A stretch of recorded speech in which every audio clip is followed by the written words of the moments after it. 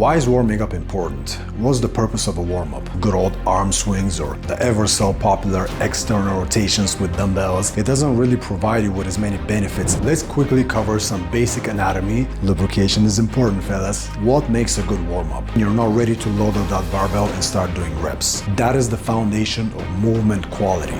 That always comes first. The warm-up that I'm about to show you today is superior in every way.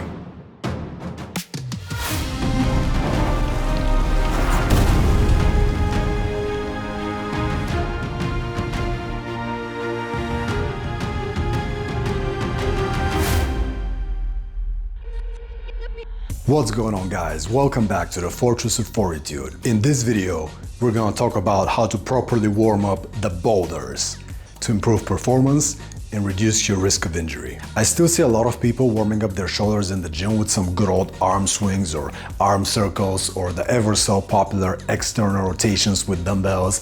And trust me, I don't want to seem like I'm all on my high horse or anything like that. I love science, I geek out on it, but I'm also a gym bro. So I've done all the arm circles, all the arm swings, the external dumbbell rotations. I've done all of those things. I used to do it for years. And while there's nothing inherently wrong with warming up like that, it doesn't really provide you with as many benefits aside from the general warm-up. And I'm the type of person who is always trying to improve, always trying to optimize everything. So I feel like the warm-up that I'm about to show you today is superior in every way. But first, let's just quickly explain a few things so you can understand everything a little bit better. First, why is warming up important? What's the purpose of a warm-up? Generally, there are two main reasons: to improve your performance and to reduce your risk of injury. Second, what makes a good warm-up? Here, you want to follow two general principles. First, it needs to be specific to your individual needs and to the goals and demands of the current training session that you're warming up for. So let's go through some examples here. For instance, if you're only going to be training lower body in this session, then you might only want to warm up your lower body, and vice versa. If you're only training upper body, you might only warm up your upper body. Let's say you have some mobility restrictions that are gonna lower your performance and increase your risk of injury. So for example, let's say you have very poor ankle mobility and you're about to be squatting. In that case, you want to address that during the warm-up and work on your ankle mobility before you start squatting.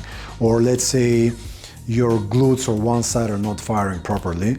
Again, you want to address that during the warm-up before you start squatting or training your lower body. Another example would be if you're going to be doing some heavy lifting in the session, it would probably be smart to prime your stability beforehand because you would require that. So let's say, for example, you're going to be doing some heavy benching or heavy overhead pressing.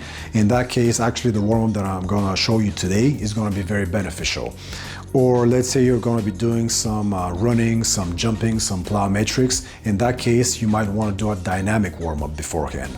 So again, the warm-up should be specific to your needs and to the goals and demands of the current training session that you're warming up for. And the second general principle of a good warm-up is it needs to be effective and time efficient. So you know how sometimes when it's really cold and you feel stiff as hell and all your joints are popping and cracking and you can feel the bones grinding on each other because there's no lubrication? Lubricant. Lubricants. We need some lubrication. Lubrication is important, fellas. So that's why we're warming up. You don't necessarily need to break a sweat, because I hear that all the time, you need to break a sweat. You don't, but you do want to increase your overall body temperature to improve blood flow, increase joint lubrication, just get a little looser, get all the juices flowing and things like that. And also to improve your mobility, to prime certain muscles, to enhance neuromuscular coordination and things like that. So you want to do just enough to accomplish all of those things without getting too fatigued for your actual training session. Or in short, what's the minimum amount I can do to get warmed up and primed with the least amount of fatigue? And by the way, that's also very individual. Some people need very little warm-up, and if they do more, their performance immediately starts to decline. Other people can literally warm up for an hour, and the more they warm up, the more their performance increases. So it's very individual, and you need to figure out what works best for you. I would say generally 10 to 15 minutes is a good duration for a warm-up, but that can vary significantly based on the person's individual needs and goals. So for example, if I'm working with somebody who is incredibly stiff, aggressive with very poor mobility. Someone who has all kinds of mobility restrictions and imbalances, then I might just have them do physical therapy and corrective exercises the whole session because that's what they need the most. At least initially, until they start moving a little bit better, and then we can slowly start integrating some actual exercises as well. Always remember that fitness, when it comes to training, stands on a foundation of mobility, stability, balance, and coordination. That is the foundation of movement quality. That always comes first. If you can't move with at least acceptable technique and get into positions, then you're not ready to load up that barbell and start doing reps. Always build the foundation first. And finally, let's quickly cover some basic anatomy so you can put all the pieces together and gain a deeper understanding of how everything works. So there are 6 main categories of joints in the human body. The shoulder is a ball and socket joint, same as the hip joint. So basically you have the humerus, which is the arm bone that sits on the scapula here as a golf ball on a golf tee. So the ball and socket joints are the most mobile of all the joints in the body. So both the hip and the shoulder joints are designed for mobility. But of course, in life, there are always trade-offs. So when you have a lot of mobility, you usually lack stability. And so that makes the joint a little more prone to injury. But that's why in the case of the shoulder joint, for example, you have a lot of different muscles all around the joint that sort of wrap around it from everywhere and create something like a capsule to keep the joint together, and this way create a little more stability and make the joint a little more resilient. Now, the main muscles in that regard are the rotator cuff muscles, which are 4 muscles: the supraspinatus, infraspinatus, teres minor, and subscapularis. You can remember it as SITS, S-I-T-S, that's the abbreviation for all 4. And so those 4 muscles sort of wrap around the shoulder joint to keep it together and create a little more stability. But those muscles are very small and they're also fairly weak. So they're more prone to injury, and that's why a lot of times when people injure their shoulders, it's usually the rotator cuff muscles that get torn. And so that's why you want to prime those muscles and train them in a way that will carry over to your training. That's very important. It has to be specific. So because those muscles are designed for stability, then you need to train them and warm them up in that way. So you have to remember, stability and strength are 2 very different things. Strength is your ability to produce force, while stability is your ability to limit excessive or unwanted motion. So in this case, in the case of the rotator cuff muscles, you want to warm them up and train them so that they provide stability. Because while you're lifting, let's say you're doing a set of overhead shoulder pressing, usually a set lasts about 30 to 40 seconds. So those muscles need to be turned on and stay on for the entire duration of the set, for 30 to 40 seconds, to stay on and create stability in the joint while you're moving. So that's why you need to warm them up in that specific way. Another important aspect here is, let's quickly talk about the movements of the scapulae, or your shoulder blades. So the shoulder blades have 3 different types of movements, and I'm going to turn around so you can see a little bit better. So with the shoulder blades, you have elevation, basically shrugging, and depression. So bringing your shoulder blades down to your back pockets. So once again, scapular elevation, scapular depression. Then the other movement is you have retraction, so bringing your shoulder blades together, pinching them together, and protraction, so rolling the shoulder blades around and forward, basically rolling your shoulders. So once again, retraction, bringing your shoulder blades together, and protractions, pushing your shoulder blades out to the sides and forward. And then lastly, you have upward rotation and downward rotation. So those are the 3 types of scapular movement. All right, now that we've covered those key aspects, let's actually see what this warm-up looks like. And by the way, I first saw this warm-up from Dr. Aaron Horschik from Squat University, and then I've done some minor tweaks and modifications. So shout out to him. He's an amazing resource in the health and fitness world. So what I'm gonna be using here is the TheraBand resistance bands. The set I have here consists of 3 bands with different colors and different levels of resistance. So you have the blue one, which is the lightest, then the black one, and then you have the silver one, which is the thickest with the heaviest resistance. And by the way, I'm gonna leave a link for this in the description below if you guys want to grab those. I'm not affiliated by them, I'm not sponsored by them, I just like them for this particular warm-up. So this warm-up routine consists of several smaller drills. The first one is called the external rotation W. So basically you grab the resistance band, you have your hands about shoulder width apart and they're supinated, so palms up, and then you have your elbows bent at 90 degrees. And then from here, you keep your arms tucked to the sides of your body. That's very important. You don't let your arms and elbows flare out. And then what you do is you depress your shoulder blades and then break the band apart. I usually pull it until it touches my chest, and then I keep it there and you hold for 5 seconds. And then slowly back down. Now the hold is very important because as we previously discussed, you want to prime those muscles and warm them up for stability because that's their main function. So that's how you want to warm up, specific to your training needs. So once again, you're holding the band like this, depress the shoulder blades, break the band apart and hold for 5 seconds. And then slowly back down. Once again, depress the shoulder blades, break the band apart and hold for 5 seconds. And then slowly control back.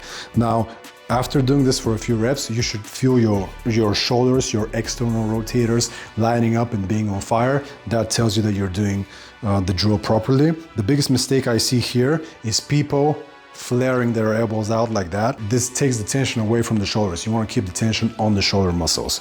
I'm going to show you from the back as well. So once again, I'm here. I'm going to depress my shoulder blades and then break the band apart and hold for 5 seconds. And slowly reverse. And again, depress, break the band apart, and hold for 5 seconds and really feel for the muscles on my shoulders burning. Okay, so that's the first drill.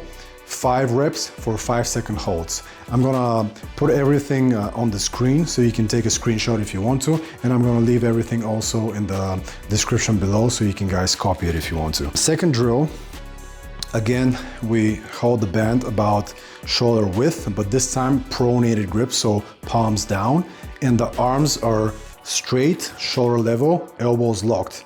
And then from here, now we're gonna retract the shoulder blades, so pinch the shoulder blades together and then break the band apart again. I usually pull it until it touches my chest once again, and you hold for 5 seconds, really feeling for the muscles on the back, around the shoulder blades, your traps, your mid-traps, teres minor, burning, and then slowly reverse. And again, pinch the shoulder blades together, break the band apart, hold for 5 seconds, slowly reverse. The biggest mistake here that I see is people often bend the elbows, you know, so they'll do something like this, or on the way back, so from here on the way back, they'll bend the elbows, or they will not do the eccentric, and that's a mistake a lot of people do with actually most of the drills. So they will do the concentric, but then just relax afterwards. So just like with normal training, let's say a bicep curl, you have the concentric, but then you're controlling the eccentric. Same principles apply here, okay? So once you hold for 5 seconds, still keep your elbows locked and still slowly reverse so that the movement always takes place about the shoulders and the tension is on the shoulders. That applies again for every drill. So again, I'm gonna show you this one from the back. So arms locked, elbows locked. I'm gonna pinch my shoulder blades together, break the band apart, hold for 5 seconds, really feeling for my upper back and all those muscles around the shoulder blades being on fire. And then slowly and controlled reverse. And again, pinch my shoulder blades together. So retraction of the shoulder blades and then break the band apart, hold for 5 seconds and slowly control back. This one, again, 5 reps for 5-second holds. Next one we have is diagonal pull-aparts. So very similar, but this time you grab the band and you have both palms facing each other like this, sort of like a jaw. And again, you have both elbows locked the whole time so that the movement is taking place about the shoulders and the tension is on the shoulders. So you create a jaw and then you break the band apart like that until your arm here is above the shoulder, and then you hold for 5 seconds and then you slowly control back. And again, break the band apart diagonally, hold for 5 seconds, and then slowly control back. I'm gonna show you again from behind. So diagonal, both palms facing each other, break the band apart, keeping the elbows locked the whole time, hold for 5 seconds, and then slowly reverse. And again, elbows locked the whole time, break the band apart, hold for 5 seconds, slowly reverse. Okay, that's the third one. Once again, 5 reps for 5 seconds. And of course, afterwards you do the other side. So this way, 5 reps for 5 seconds. So that's the third one. Then we have the next one. So for this one, again, you hold the band at about shoulder width. This time you raise your arms above your head, you lock your elbows, and from here you shrug up. So you upwardly rotate and elevate the scapula, and then depress the scapula and pull the band apart like that until it touches your traps or upper back, and then you hold for 5 seconds. And then you slowly reverse. And again, so every time I'm initiating the movement, I'm trying to get my shoulder blades down and together, and then create a lot of tension in the upper back area, and then hold that for 5 seconds. So once again, from here, I'm gonna shrug up, and then I'm gonna depress, break the band apart, and then hold for 5 seconds, really feeling for all my upper back musculature and feeling all those muscles there being on fire. And then slowly reverse. Again, I'm gonna show you from behind, from the back. So from here, shrug up, and then depress and adduct the scapula, and then pull the band apart, and then hold for 5 seconds here. Actively keeping the scapula together, pinching it together, and feeling all those muscles around the shoulder blades on fire. And back up. And again, depress, break the band apart, hold for 5 seconds, and slowly reverse. This one as well is all the other drills, 5 reps for 5 seconds. Next one we have is rotations with the band. So for this one, we're holding a band again about shoulder width, pronated grip.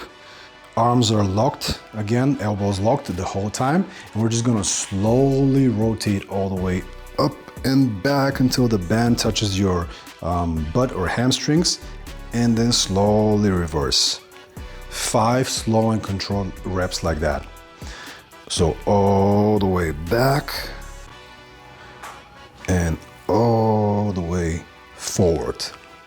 Now, common mistakes I see here is people constantly bending the elbows. So they may start with their elbows locked, and then as they start the movement, they're gonna start bending their elbows. Or another one is they don't go all the way back, they sort of stop here and then back, which is not full range. It's always better to practice full range of motion. Another one is they go way out with their arms way out to the side, sort of like this, which is not wrong, but it's just a lot less challenging. So if you're really stiff and have very limited shoulder mobility, or you're having some pain or discomfort, it's totally fine to start like that. But if you're feeling okay, there's no pain or discomfort, and there's nothing wrong with your shoulders, then I encourage you to try to keep your arms as close together, so about shoulder width, for as long as you can, for the majority of the range of motion. Obviously, so you start here, obviously, as you start going behind your body, your arms are gonna flare out to the sides. It's normal, but you try to keep them together for as long as possible. So you see here behind my back, they're together. I'm not, keeping my arms like that. And again, reverse like that. And I'm gonna show you from behind as well. So once again, elbows locked. So the movement is taking place entirely about the shoulders. And I'm slowly going all the way back, and then reverse and go all the way forward. Once back and forward is 1 rep. So that's 1, all the way back, all the way forward, that's 2. And I'll do 1 last, all the way back, and all the way forward. Once again for this one, 5 reps. And then the last one we have here, I'm not sure what a lot of those are called, by the way, so I'm just gonna make up some names and put them in the description below. But this one is sort of like I like to think of it like a reverse pec deck. So rear delt fly, but with the band. So I'm gonna again start with both my hands at about shoulder width, but this time I'm gonna keep my elbows slightly bent and flared out, just as if I'm gonna do a rear delt fly or a reverse pec deck. Arms are shoulder level, and from here I'm gonna pull the band apart and hold that for 5 seconds and slowly reverse. And again, pull the band apart, hold for about 5 seconds, really feeling for my mid delts and rear delts, and then reverse. And again, pull it apart, feel for my shoulders, hold for 5 seconds, trying to stay stable, and reverse. And again, I'm gonna show you from the back. So we start here, pull the band apart, feeling for my delts, feeling them on fire, and slowly reverse. And again, pull the band apart, and slowly reverse. This one as well, just like all the other ones, 5 reps for 5 seconds. And by the way, I want to clarify that there's nothing magical about the numbers, so don't get too caught up in them. You can do 5 reps for 10-second holds if you want to, or you can do 10 reps for 5-second holds, or 10 reps for 10-second holds. It really doesn't matter as much. There's nothing magical about them. I just like the 5x5 because it's very simple and easy to remember. Now, as you can see, this warm-up is a lot more sport specific. It still provides you with the same general warm-up benefits as the arm circles and the external dumbbell rotations, like increased body temperature and blood flow and lubricating the joints and things like that. Everyone nice and lubricated out there? But it also does a few more very important things, like increasing neuromuscular attention to the area and also developing positional strength and stability. I'll have the whole routine on the screen if you want to take a screenshot, and I'll also put it in the description below the video, along with a link for the TheraBand.